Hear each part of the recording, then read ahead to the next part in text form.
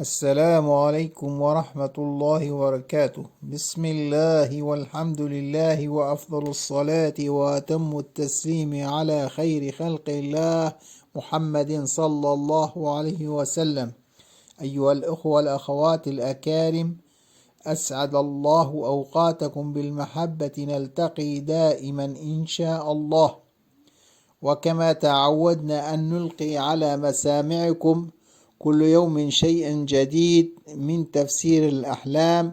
فاليوم بعون الله تعالى نتحدث عن رؤية الطيور في المنام. في البداية تفسير حلم الطيور في المنام بالتفصيل. رؤية الطيور الملونة، رؤية الهجوم الطيوري وفقا للكبار المفسرين والعلماء الجميع يرون الطيور في حياتهم، وهذا شيء طبيعي. لكن السؤال هو: ما معنى رؤية الطيور في المنام؟ الطيور بشكل عام هي رزق وفرح وخير، وترمز أكثر للحرية والطموح والرغبات في تحقيق الآمال والأمنيات، وكما أنها أيضا دليل على الحب والسعادة. فسر ابن سيرين عن رؤية الطيور في المنام فهي تشير إلى الآمال التي يرغب الحالم في تحقيقها، فهي ترمز إلى الفرح والسرور والحب. أما رؤية موت الطيور في المنام فدليل على عدم تحقيق الأماني، ورؤية هجوم الطيور على الشخص فدليل على أنه غير ثابت هذا الشخص على عقيدته.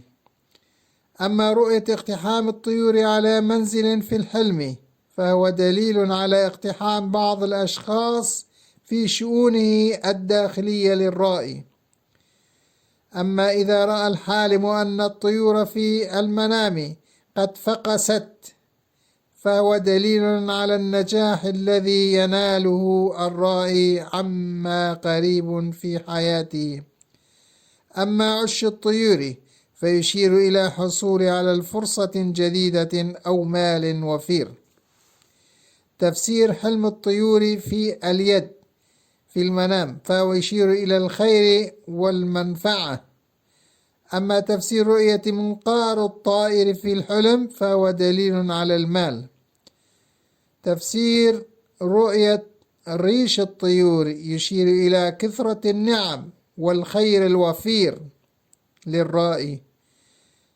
أما تفسير الطيور الملونة في المنام تشير إلى الأعمال المختلفة.